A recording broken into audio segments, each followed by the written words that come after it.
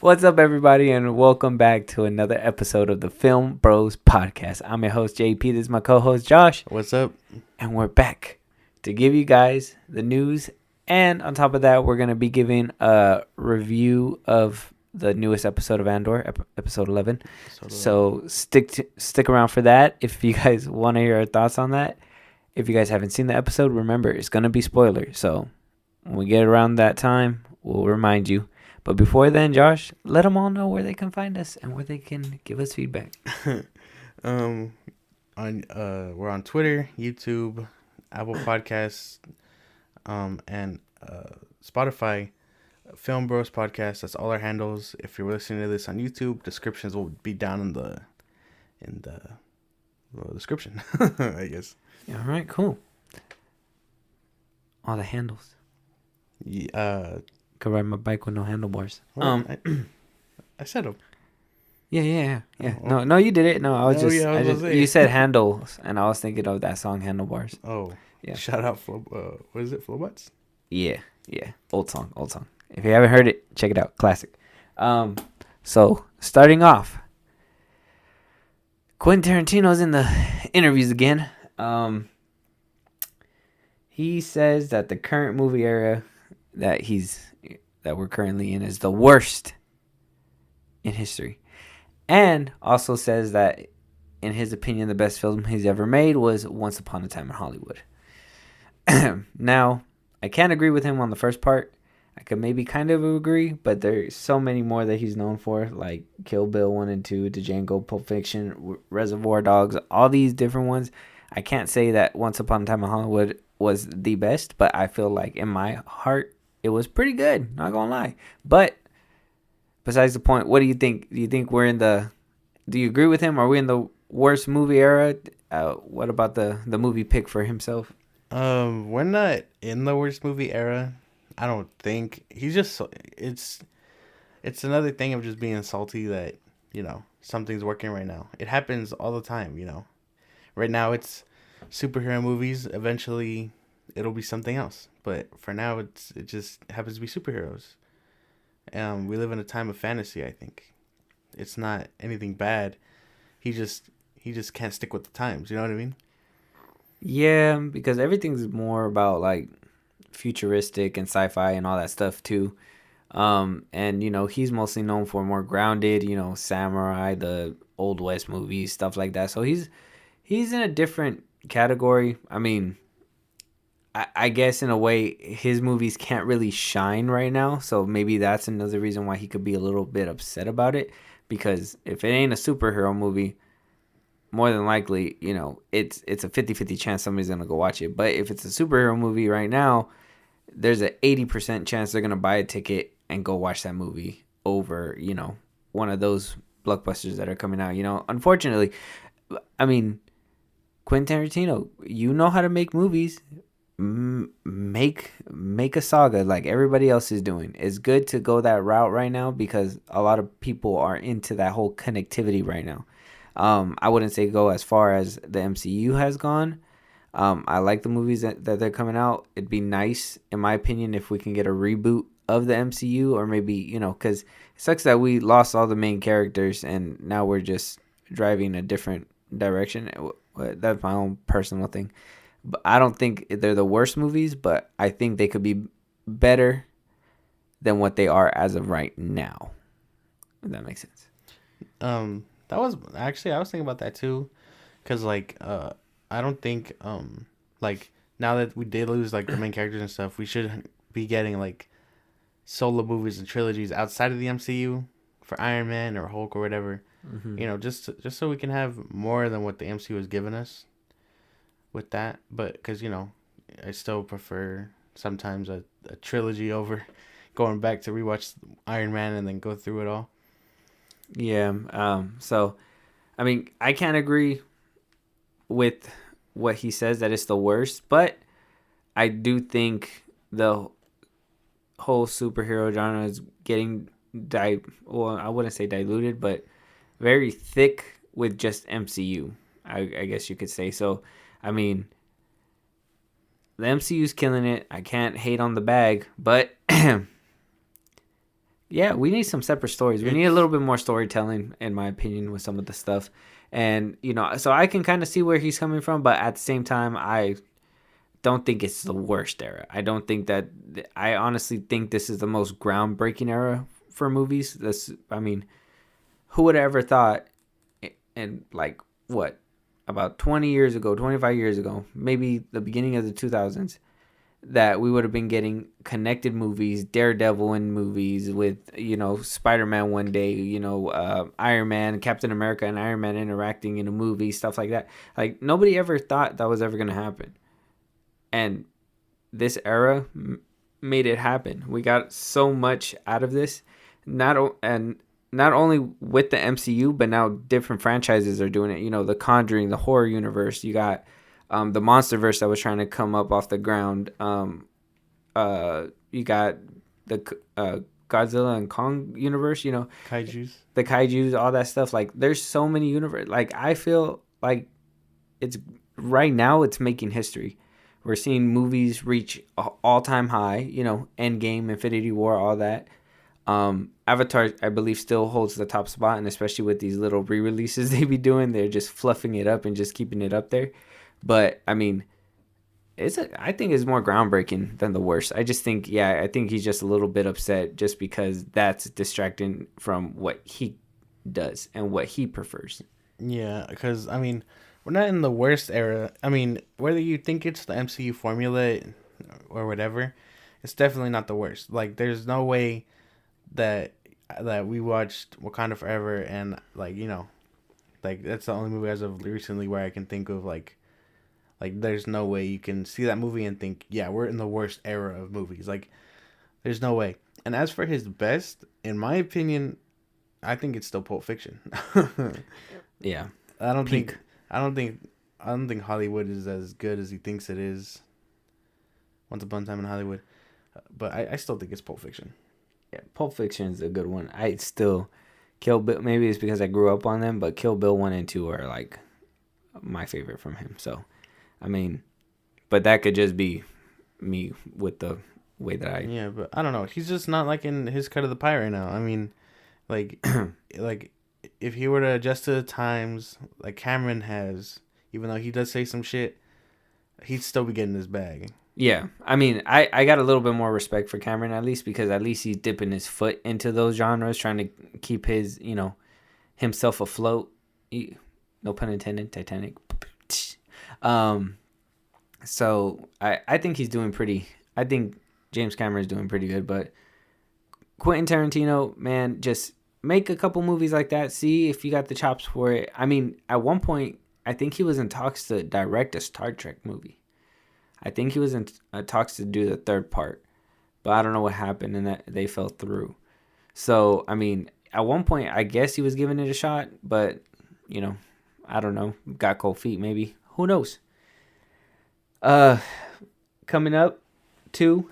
So, we got some talks that Jason Blum and James Wan are going to be mixing their production companies, which is Blumhouse and Atomic Monster, to basically become this juggernaut of horror films and just pump them the fuck out, bro. Like they want to be having like a horror movie empire kind of thing. That sounds pretty fucking cool, man. Yeah, dude. Like James Wan is a master horror movie guy. Blumhouse has been putting out bangers. Yeah, they got a couple misses recently, but nonetheless, the movies that they've been putting out have been mostly successful, and I think them merging together and putting their minds together and working together, I think we would get some very, very, very scary movies. Yeah, no, it's time we move past the Conjuring and like set the bar up like somewhere else.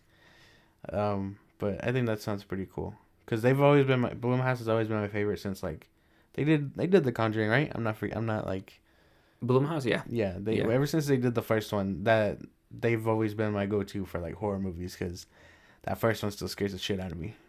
Dude, yeah, that I can't wait, especially because like horror movies have been kind of making a comeback as of lately, and it hasn't just been all like ghosts and all that stuff, like slashers and all that. So I love that this is happening, and I can't wait to see what I hope they're able to do it. It seems promising. I mean, I believe Jason posted it. I didn't see James Wan saying anything about it, but I know Jason posted it. So I'm hoping that everything works out and we get a shit ton of horror movies. I need a fuck ton of horror movies. A fuck ton. Yeah, that would be really cool. We just gotta wait and see then, because that does sound pretty dope. Yes, sir. We got some another rumor for Deadpool 3 as well, guys. Another rumor. Who knows what happened? Who knows what's gonna happen? But it sounded cool, so I mean, I'm gonna put it out there. So Daphne King may be coming back in Deadpool 3. As you know, she just recently took up a role in Alkalite, the new Star Wars series. Mm-hmm. So, I mean, who knows? Maybe when she's done with that, she might be making a cameo, doing a little part in there. I mean, I think it would make sense, being that she was in Logan, and hopefully they can pass the torch to her, and maybe she can continue on. You know, that would be dope, because I mean, I know people want Logan, and I don't know if his appearance in Deadpool 3 is a one-time thing or not, but I mean, Laura Kinney's right there, so I mean, why not make her the Wolverine? I know that'll probably piss off people, but who cares what they think, really? Why would they get pissed off? It's always that crowd where it's like, why are they making these superheroes women? That crowd. Nerdrotic and all of them. oh. Shots fired. Oh, no. Name calling? No sneak dissing? Yeah, no. I don't. Damn. All right.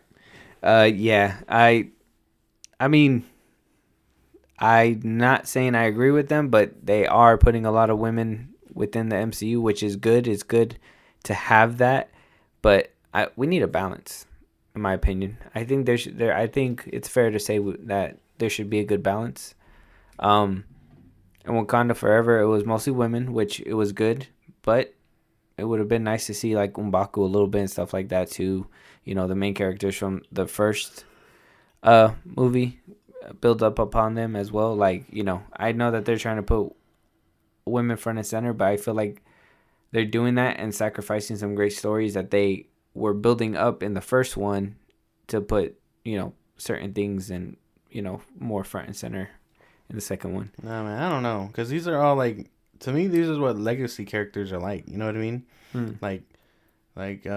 Well, okay, because I know this is a little off topic, but DC does like legacy characters with their sidekicks. Mm-hmm. Where if you notice, as like Marvel, they're not really sidekicks. Like, you don't. Miles Morales isn't a sidekick. You know what I mean? He's Spider-Man. Yeah. So, like, that's how they do it. It's like a mantle type thing. Like Captain America, it's Sam now. That's a mantle. It's not Batman and Robin. It's equals. You know what I mean? Yeah. So it's just how Marvel does it is different. So, like, of course, we're getting a bunch of female stuff now, but there's still a bunch of other like things going on where we haven't lost the males either. Yeah. So, I mean, I just know it would be dope to see Laura Kinney as Wolverine in the MCU. And I wouldn't do all that whoop-de-wop about women, because, I mean, we still got Falcon and Winter Soldier. That show came out. We still had Doctor Strange. That one still came out. Had the, you know, the people front and center. So, I mean, it's a good mix, but, yeah, a good balance would be nice in some of the movies as well, in my opinion. Another rumor. Everybody take it with a grain of salt, but apparently Fantastic Four may be set in the 60s, and it might be a Team Out of Time type movie, and not really like a full-on origin story. Like I said, it's a rumor from RPK. I mean, he's a really good rumor guy, scooper, I guess you could say. So, I mean, when it has a little credibility, I like to talk about it, because it's good to theorize and speculate. You know what I mean? So, I mean, I'm good without the origin story. We already know how they get their powers. I mean, sure, we can re-see it again in a different way or shape or form that's going to fit within the MCU. But, I mean, if we can skip it completely, we're good. let's go ahead and just get straight to the Fantastic Four.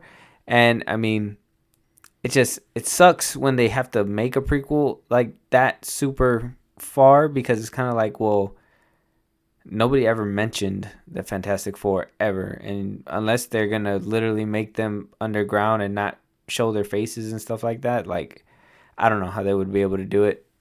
I mean, but it is what it is. I'm still excited to see the movie. I've been waiting on another Fantastic Four movie.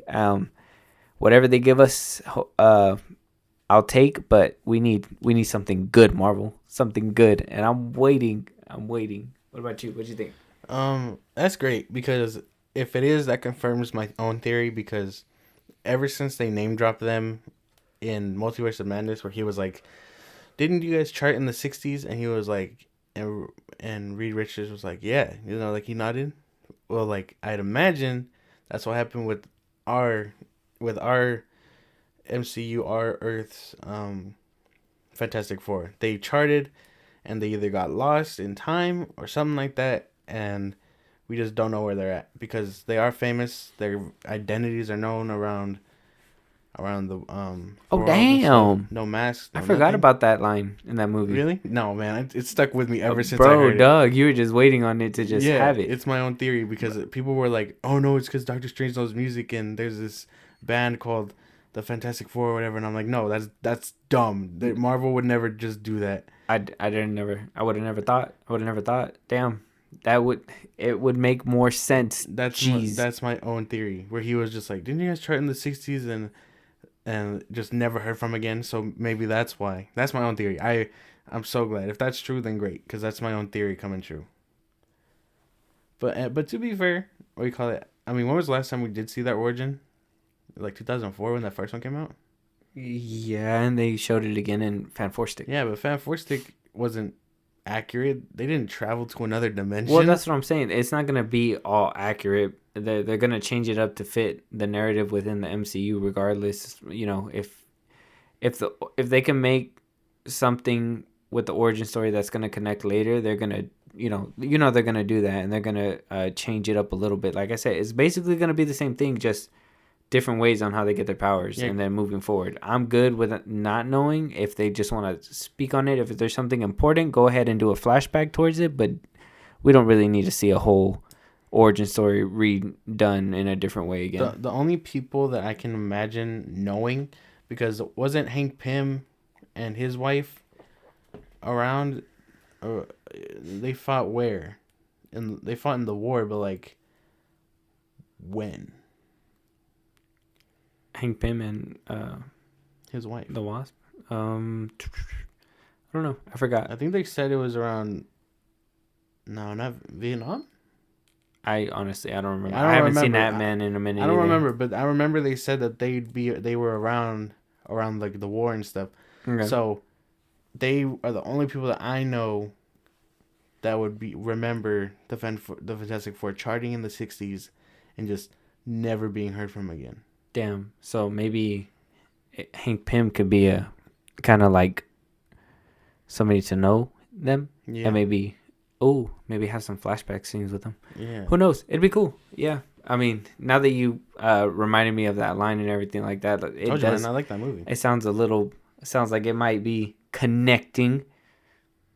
Good theory. Good theory. You know, that one's been in my head for a minute ever since they name dropped it, because I'm telling you, I've been looking forward to this Fantastic Four movie. So, yeah, man, me too. Can't wait. With that, let's move on to the next topic. We got Spider-Man freshman year potentially being canceled. Oh shit. Yeah, apparently there were some budget cuts in their animation department, and rumors are going around saying that it's on the chopping block. No fucking way. That sucks. Yeah, dude, that's kind of weird. That sucks. Disney has all the money in the world. What do you mean? Yeah. Oh, wait, isn't it Sony developing it? No, it's Disney, but it's weird because they couldn't use their characters in live action because it costs more or whatever. But to animate them, it costs less, I guess. Oh yeah, it's just their voices. Oh, but Tom Holland's not even voicing this guy either. No, he's not. Yeah, so apparently it's probably being canceled. I mean, like I said, it's still a rumor right now, but That's a couple sources covered it and said that is probably canceled. So Oh we have to man. wait and see. But I mean, to be honest, it sounded like it was gonna give more problems than fix. So I mean, maybe it's a good thing. Maybe put the money a little bit, Oh man, I don't towards something know. different. When they dropped that trailer, it looked really good to me. And like I saw the fan art and stuff, or not fan art, but the official art, like Norman Osborn and all of them. People were like, "Oh shit, he got the waves," like the comics and stuff. Yeah. Like I was looking forward to this one. So if it is canceled, that kind of sucks. Yeah. Honestly, I wasn't really excited for it that crazy. I mean, I was gonna watch it because if it connects, it connects. I'm gonna go ahead and watch it. But I mean, if it's not gonna happen either, honestly, I'm not too stressed about it. It would suck because that means that like for some reason Disney's pumping more money into different things, which I'm pretty sure it's more in the MCU lane or Sony. I honestly don't know who's in charge of the show, but it's gonna be on Disney Plus, huh? So it has to Yeah, be it Disney. had to be Disney. Hmm. Why can't they get rid of fucking zombies? God damn it! I don't give a fuck about them. Oh yeah, that's true. I mean, Get rid of that one. Give I would get me rid of that one before this one. Yeah. yeah. The fuck. Get rid of What If. No. No, I liked What If. Nah, What If was cool. Fuck. Come on, man. You can't say that wasn't badass when And Ultron just cut Homeboy in half, bro. okay. But to be fair, I told you about how I felt about What If. How do you feel? I like it better if it was an anthology series and not trying to connect like it was. But it was in the beginning, and Well, then it connected towards the but end. that's what I mean. I wish it didn't at all But why? because I just think it works better as an anthology series. I think it worked pretty good the way that it did. I liked all the multiverses coming together. I liked how And Black Widow found a home at the end. I need their stories to be a bit more like crazy. You know what I mean? Yeah, Like Party Thor was kind of a letdown for me. I liked the Hank Pym one. That one was cool. The Clint and Black Widow one was cool too. I'd want to see one where like what if it was the other half that got snapped, like the original Avengers that got snapped away, and then we got left with like Wanda and Spider Man and all of them, the ones that like Bucky and all that, Black Panther. Oh yeah, yeah. Like I want to see one about that. Or what if Quicksilver lived? Oh yeah. uh, How quick that fight with Thanos. What if Ant-Man I actually just went up his butt? I just need them to get a little bit more creative with it, and then I wouldn't have too much of a problem with it. But anyway, Yeah. I liked What If. Don't cancel that one. Um with that, the next thing we got John Leguizamo. Leguizamo? He was the original Luigi in the OG Super Smash Bros. Film back in the 90s. He says that it kind of seems like they went backwards, and that it sucks that they didn't use a person of color to play the Italian and they used Chris Pratt. I kind of agree with him, especially with the way that Chris Pratt's voice came out. I saw the trailer, man. You promised something different, bro. You didn't give us any. You gave us a stupid difference. Okay, that's nothing how he's supposed to sound. He's not supposed to sound like that. You seen the trailer? I did see. He does not sound like that. Mario does not. He does not sound like that. How does he sound? Oh, I'm not doing tomorrow, bro. Do it, man. The fans want to hear it. Hey, it's me, Mario. That's not. It's a me, Mario. Yeah, see, that's how he's supposed to sound. Yeah, I don't know. I like that big. Like, I'm glad I'm not the only one because that shit sounds fucking ridiculous. I think they should have went with someone more, POC for me, because I mean that An Italian, maybe. something better than Chris Pratt. Not the white man. I'm telling you. Yeah, like Jack Black as Bowser, I trust because I know he can make it. He doesn't even sound like Jack Black. Yeah, he can make himself. He's done animated work before, Yeah. you know what I mean? So like he knows how to do different versions of his voice, kind of like how Robin Williams used to do it and stuff like that. Chris Pratt, he doesn't have any chops for this. He's a actual, he's an actual actor, or he doesn't really do. From what I've seen, he doesn't do a lot of animation work. So I don't know. I don't know why they went the route they did, but that's not the voice. And I would have, if getting an Italian meant a little bit more authentic voice, I would have taken that better. I'm waiting for when this movie comes out, and then they just edit Mario's voice into it like they usually do. The internet does it.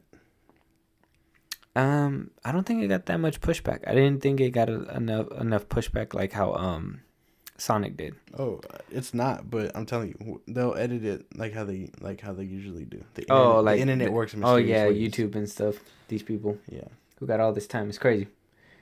Another thing too, in the news, we got the Megan movie getting a sequel being discussed already before the movie even came out. It's not out yet. Apparently, they're already planning for a sequel. I mean, part of me says that that's kind of the whole, hey, we're in a, connectivity era. You want to see one. If it does really well, we're doing 2, 3, whatever. And then a part of me is like, maybe they think they have a hit, kind of like how Chucky was. But I seen the trailer, and she kind of gets down. It's kind of funny. I mean,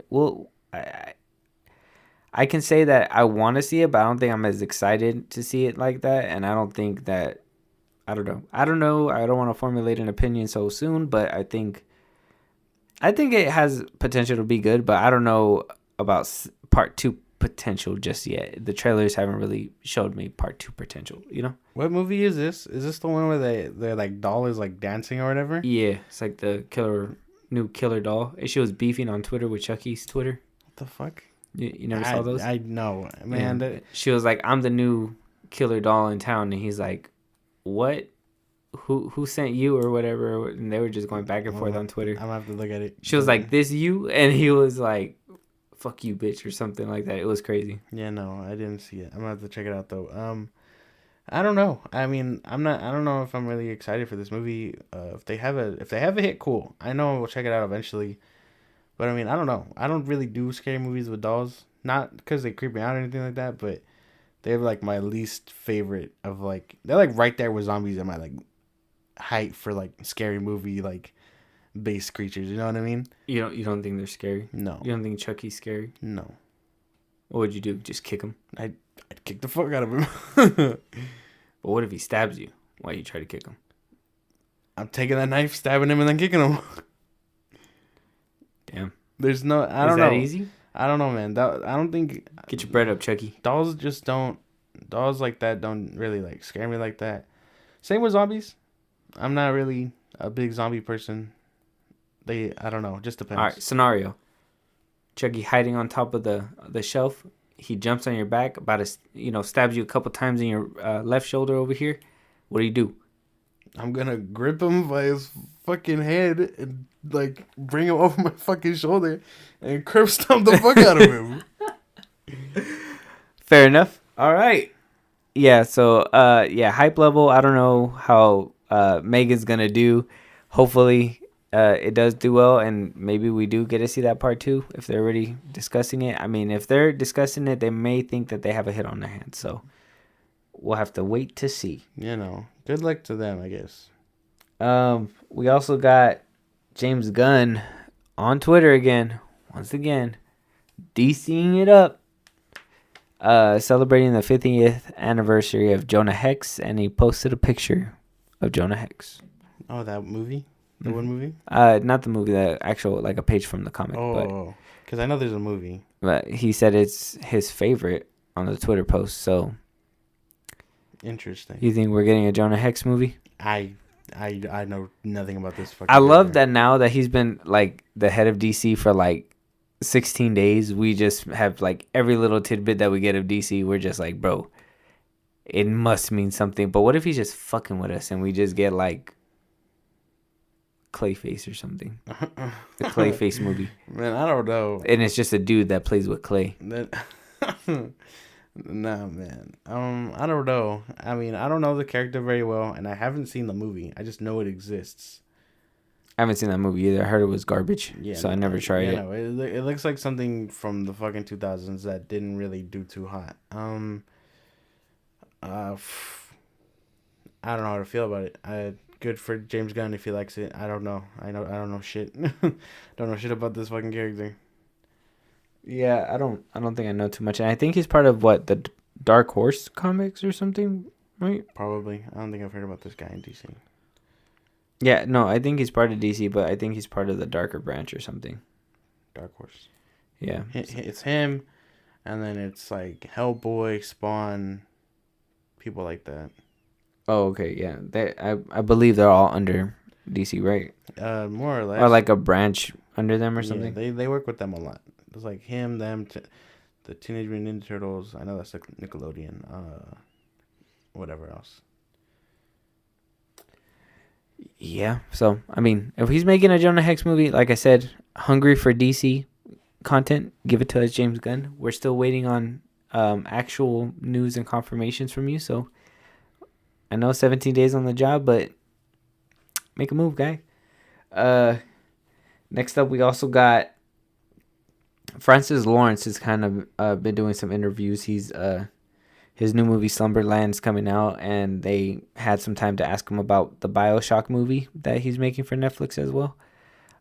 Big fan of bioshock. He says that it's gonna be like, apparently Netflix gave him full range to make the movie, so he said it's gonna be very faithful to the game. I don't give a fuck how many times these directors say that. Most of the time, it's as close as it can get, but it's not 100% perfect. I No matter how much full range you get, I mean, it's just, to me, it sounds like, oh, director, saying that his thing is gonna be exactly like the game, and I know it's not gonna happen. But I like that he's probably gonna adapt a lot of elements from it. I really like the games of Bioshock, but yeah, I don't know how it's gonna adapt to screen or movie well. Or I think it's a TV series on Netflix, as a TV series on Netflix. So excited to see it. What about you? Um, that's cool. I didn't really play the games. I've seen them. I've seen the gameplay and story on YouTube and stuff. I know they're like horror games or something like that. Right? Something like that. Yeah, They're like first person. yeah, with the little girl. Yeah, yeah, Yeah, yeah. I don't know. Sometimes I just with these games turn into shows and movies, it's really hit and miss. Like I didn't like Uncharted. I did not see Assassin's Creed. I didn't even see the one with that chick Lara Croft or whatever. mm-hmm. Um, the only ones that seem to work are the ones that are animated.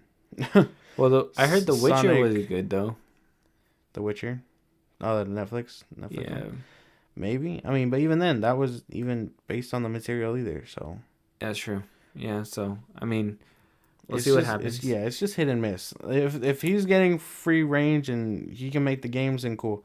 Because I mean, even The Last of Us, I have total faith in Pedro Pascal and HBO Max. But I mean, again, how close can they make it to where you're like, oh shit, this is like ripped out of the game, type shit. But I know sometimes it's just hit and miss. Yeah, so I'm excited for it, but I'm not gonna hold his word that it's gonna be as closely adapted as he says it's gonna be. But I'm still excited to see it. And in the same interview, he also commented on the Constantine 2, saying that it's gonna be an R-rated sequel. So I can't fucking wait. I love the first one. Why it took them this many years to make a second one, I do not know, but if we get a fucking Matrix, whatever the shit it was, the last movie that happened, I don't want to hear it from anybody. Keanu, don't do that shit again. Make Constantine 2 really good. Make it bloody. I love the first one. I'm super excited for this one. What do you think about the rating? Yeah. I that sounds fucking sick because I did like the first one, even though I wasn't old enough to see it when it was coming out and stuff. But I have seen it. It's really good. I I hope he doesn't. I don't know what happened with the Matrix. I don't. The Matrix 4. I don't know what happened. That's a whole nother thing on its own. I disown that fucking movie. I like when I watch the franchise. I watch 1, 2, 3. There's no fucking 4 was just terrible. I don't know what he did there. Hopefully he puts a little bit more faith because he has been saying he's been wanting this one for a minute. So hopefully he does pull a little bit more into it. You know, make it like a passion thing because Matrix 4 didn't work out, and I know he likes doing John Wick and stuff. And like he said, this one has been waiting for a cool minute to just pump out. So again, hopefully he gives it his all because I'd be real upset if he doesn't. Well said. Well said. Cannot wait for Constantine 2. Yeah, no. Yeah, I need that movie ASAP. But, yep, what? Can't wait for that R rating. Hopefully, plenty of blood, lots of demons dying. It's going to be great. Also, we got a new trailer for Will Smith's first movie since The Slap. The Slap. Yeah, so he's jumping back in. He's doing the movie called Emancipation. We seen the trailer earlier. It looks really good. Seems like he's getting slapped. But I think it looks really good. And, like, the trailer was really well made. It's on Apple TV for anybody that's wondering. It's being directed by Antoine Fuqua. I don't know how to say his name. I'm sorry. It's a really crazy looking name, guys. I don't want to butcher it. So he's the director of Bullet Train. He's made Southpaw, Training Day, Olympus Has Fallen. He's made a lot of bangers. So I have no doubt that this one will be a banger for sure. It looks great in the trailer. It looks like it's gonna break your heart. I'm not sure how I feel about Will Smith 100% because he really made a hard time for a lot of comedians after what he did to Chris Rock. So I'm still debating whether I want to support this movie and watch it, but it has a lot of good people attached to it that I don't want to miss out, and it looks like the performances that they're giving are really good. So I don't know. What do you think? I don't know, man. That's a tough thing when it comes down to these things because, like, the movie does look good. Like you said, the trailer looks good. The music was on good. It looks like it's going to be a really, like, heartfelt movie. But, like, sometimes it's just these actors, man, like Will Smith or whether it's Amber Heard or Johnny Depp, whatever coin, Kanye, whatever coin you flip. Like, I think seeing a movie because of one person is kind of dumb, almost. Like, there's too many things going on in movies to where your support because of one person doesn't really, like, make too much sense to me. No, that was bullshit. That was bullshit. Because when you see a trailer and you don't know the actor, you're not gonna watch that movie. But if you know the actor, you're gonna go over there and buy a ticket. Yeah, but that's different. I know the actor and stuff. That's what I'm saying. No, but what I mean is like from a controversial standpoint. Oh, okay. Like I said, if it's Will Smith, if it's Amber Heard, whatever, not going to see a movie because they're in it when there's a bunch of other moving pieces in that movie. Yeah. Like, it doesn't sit right with me, if that makes sense. Okay, what if, like Amber Heard's situation, that's probably different. Maybe she did lie and she lost and everything, but, you know, from the jump, that's probably different because either which way she didn't get caught until after she did her scenes in Aquaman and stuff like that. So, I mean, I can't really get too mad at the whole movie because, you know, it was before all the truth came to light. Now this one, I don't know, man. It seems like it was made after the events of what happened on there. So that's why I'm saying, like, one thing is if, like, you're watching it to support it, but, you know, you didn't, whatever happened to that person, like, kind of like what's that movie with Zack Snyder, the Army of the Dead. No, what was it called? Which one? Army of Thieves. No. The one that came out recently, the one with the zombies, Dave Bautista. And yeah, it was Army of Dead. Yes, right, correct, something like that. Yeah, okay, Netflix. Yeah, the one on Netflix. Like what happened with Chris D'Elia, you know what I mean? All those scandals came out after the fact, after he made his scenes and stuff like that in the movie. They made the right decision, cut him out, did what they had to do because he was in that much deep water. But some movies, they don't have the budget or that extra cash to go ahead and throw around and try to, you know, replace and green screen and put people in there and stuff like that the way they did for that movie. So one thing is if they make it after the fact that they did something, and another thing is if it so happened to come to light after they made the project. You know what I mean? You get what I'm saying? Yeah, but I mean, still, it's like like Dave, like with that movie, for example, Dave Bautista. There's still a bunch of good actors in it, and what am I gonna do? Not watch the movie because there's one actor in there that didn't even have a main role. You know what I mean? Yeah. So Will Smith has a main role in this one, and it seems like it was made after the slap. Oh yeah, it was because he was going through. They put him through the ringer. He got canceled with his shit from Netflix. I know he was supposed to do like an I Am Legend like prequel or something like that. I think it's still happening. Is it? I don't know. I could have sworn it was canceled. I haven't heard any word from it anymore, so maybe I'm not sure. But he was losing all his shit. Like he's banned from the Oscars for I don't know how long. Like, but that's his own fault. That's what I'm saying. That like he should have known better than to do what he did. Like I said, he caused an uproar within the comedian community. You know what I mean? So I don't know. I want to go. It looks good, like I said, but I'm just torn for personal reasons. I mean, if you guys are willing to overlook it and you guys want to go watch it, that's your thing. But me personally, I don't know if I want to support him just yet. And the half-baked apology that he put online was kind of I didn't like it. It seemed like somebody typed it out for him and he was just made to reread it. And no, I'll see in the future how I feel. I know Will Smith is a talented actor. I loved him since I was a kid, but that to me, the way he handled what he handled on stage, it just didn't sit right with me for sure. No, yeah, it's weird because I mean I'm not telling you how to feel or nothing. It's just from my own point of view because like I said before, I can separate art from artist pretty well. Mm-hmm.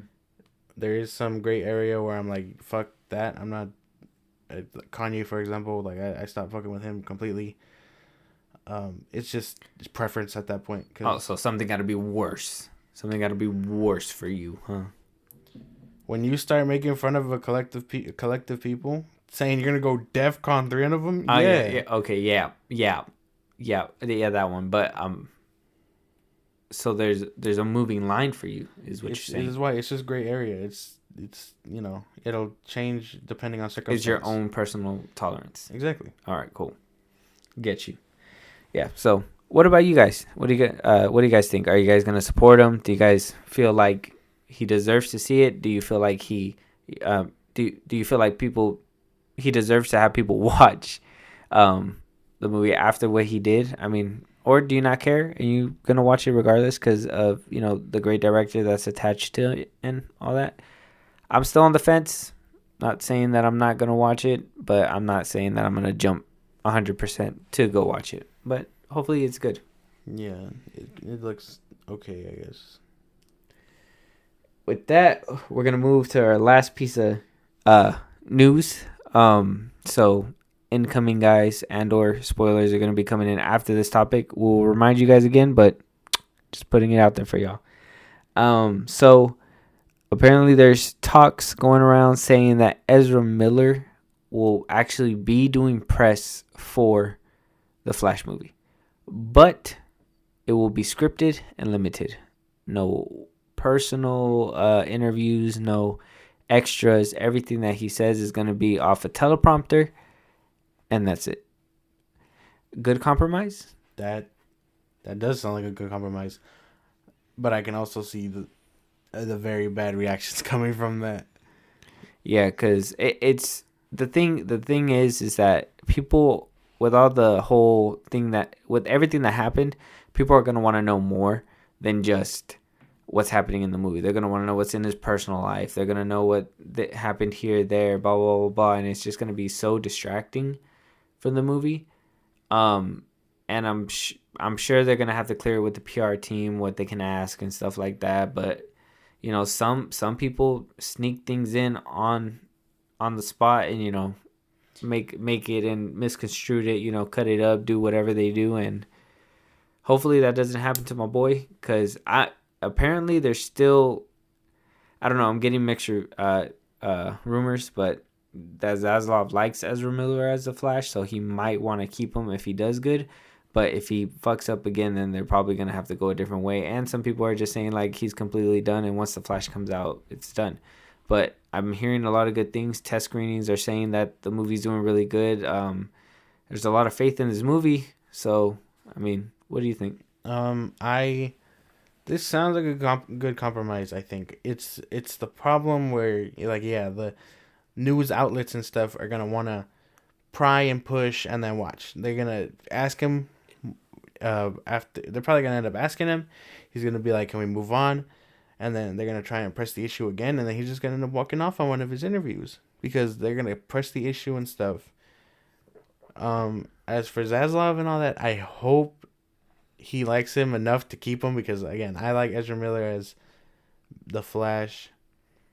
It just but I don't know. It sounds like it would be fine, and if he's still getting the help they need, then that's even better because that means the press will go smoother. Yeah, if it's scripted, it'd be good. And if they can get the PR team behind it and make sure that they're only sticking to the script and he answers whatever he needs to answer. Because to be honest, I just want to move on from all of it too. With him, I don't know if he was in the wrong or right about it just yet. I mean, out of everything they accused him of, he's going to court for one thing right now. You know what I mean? And um, can we give him a pass for his mental illness? We'll see how bad it is when he's ready and willing to want to open up and talk about it. But until then, innocent until proven guilty. We don't know exactly what happened and what he's going through. So hopefully he gets the help that he needs, and hopefully he gets through this press junket. Hopefully the Flash movie is the hype that Zaslav, Warner Brothers Discovery, Warner Brothers themselves before the whole passing of the kingdom happened. Like they're really proud of this movie, and they say that Ezra Miller puts on a good performance. So does Michael Keaton. Like I'm telling you, like they have a high test screening. Yeah, like I have faith for this movie as well. It's not just them. I've been looking for this out forward to this one for a minute, so I hope it works out. And if Ezra Miller is still getting the help they need, then that's even great because again, that'll just make the press so much smoother. Yes, sir. And I cannot wait for the Flash movie. So it needs to hurry up because this Flash movie's been taking way too long to come out, man.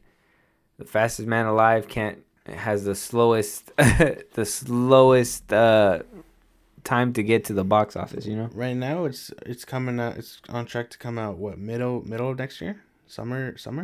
I thought it was like in the March time. That's why. So like almost mid year. Yeah, 4 months in.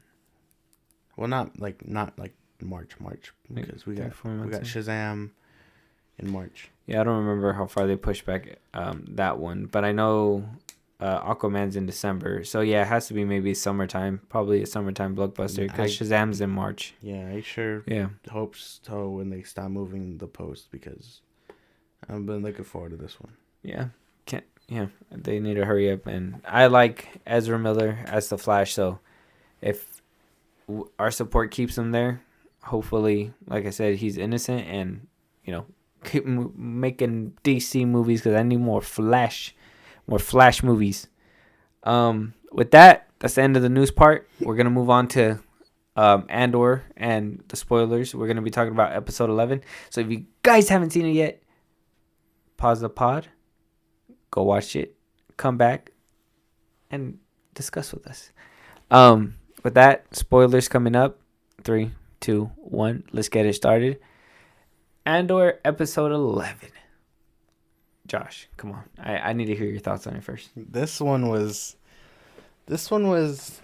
heartbreaking, honestly. It was like heartbreaking in a good way.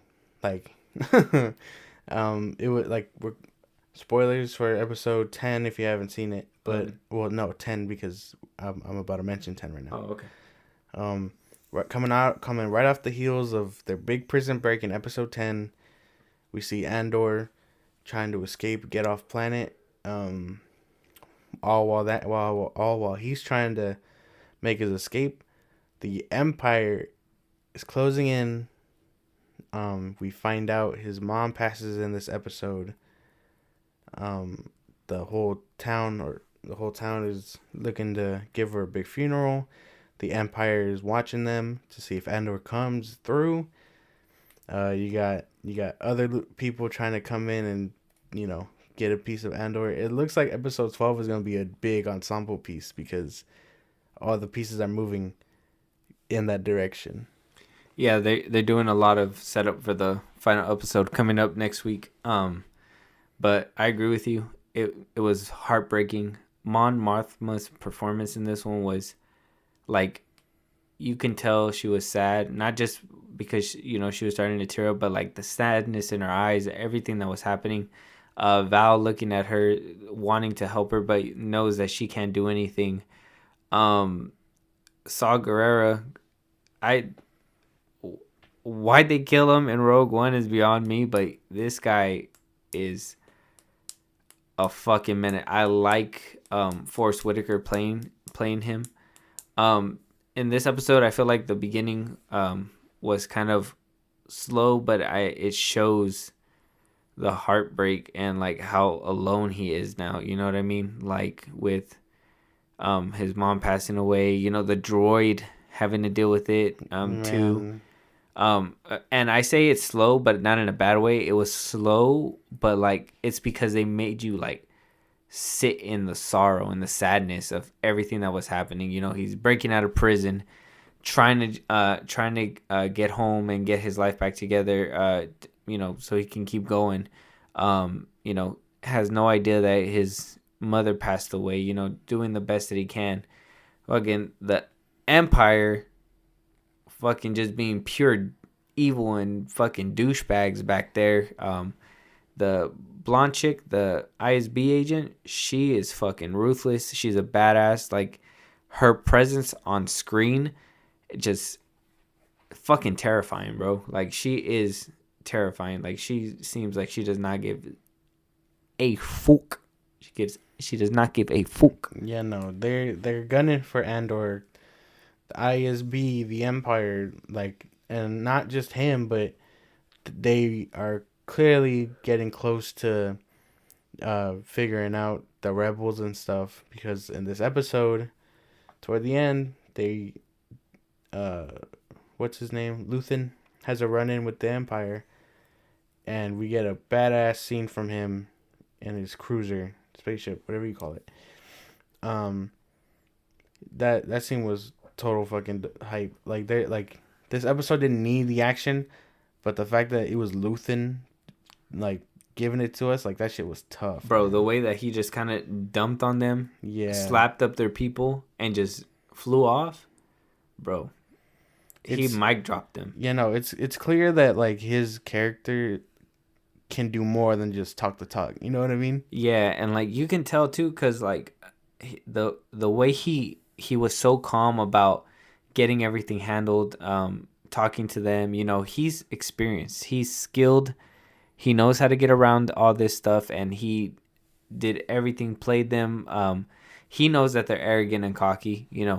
Like the guy said, his credentials had checked out, but they were still being assholes and still wanted a board and just be dicks, right? Yeah.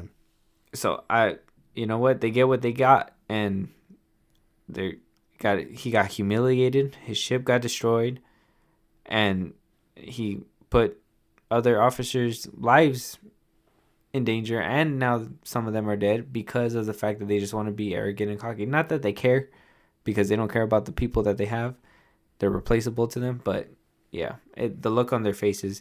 And that's something too, like this whole episode, like everything that they felt in every episode, everything that they feel, you can tell in their faces and their body language, like as tough as they want to act on screen and everything. Like it's crazy how all these characters, all these people that they put in this cast has so many dimensions that their performances are like crazy for a TV show. Yeah, like with this episode, and like all episodes, that feeling of like every emotion that they want to convey and portray, like, they get that point across 100%, because in the last episode with Kino Loy, when he was giving his speech, the camera was just lingering on him as he spoke, and you can tell, like, the emotion he was giving off was not just about hope, but like anger and fear, and like, let's get the fuck out of here, like, freedom finally, like. And then just for him to, like, again, when it got to the point where he was like, I can't swim, you see the disappointment on his face. He's happy for Andor and stuff, but he knows he can't go now. So I mean, he was just like, every emotion, you feel it because the camera decides to linger and let you soak it in. Yeah, kind of like the ending, especially like when the person he was with, when who he escaped with, was saying that he needs to go his separate ways and all that, and saying, how many people survived, what is it, just them two? Like, the way that they just showed their emotions on their sleeve, and then right before that, Andor had gotten the news that his mom had passed away, and just the way they sat there and just faced the camera towards him after being left alone, trying to be strong and do what he has to do still, and like, it's just super heartbreaking to have seen like him trying to hold it together, but in the inside you can tell like he's breaking down. Yeah. Like, it's crazy. Yeah, no, I'm sure now he wishes, as the character, that she should have went with him and stuff. Maybe he would have been out of prison, or maybe if he never got caught up in the first place, he probably would have been there sooner. But I mean, again, it just goes to show that there's consequences ever since they hit up Aldani. You know what I mean? It's just been consequence after consequence. Like the repercussions of hitting Aldani has just rippled. And I'm not saying it caused his mom's death, but the fact that he got caught up because visit her. Yeah, because of Aldani, and like put him in that position to act nervous and then get imprisoned. Like, he just couldn't see her in her last moments, and so now he's just finding out, like. And not just him too, but like the rebellion itself, like, they're already on the ropes, and so the fact that they did that, and maybe bit off a little bit more than they can chew, like, they got a lot of attention on them now. They got people with their eyes, like how they said in this episode, like, their name is getting tossed from Coruscant all the way across the galaxy, so it's everything is kind of hitting the fan right now. Right, they're laying the groundwork for the final episode next week. Seems like Andor might be going to go visit that funeral after all. We got that other agent, the one that got fired in the beginning. He got information about where Andor is at too.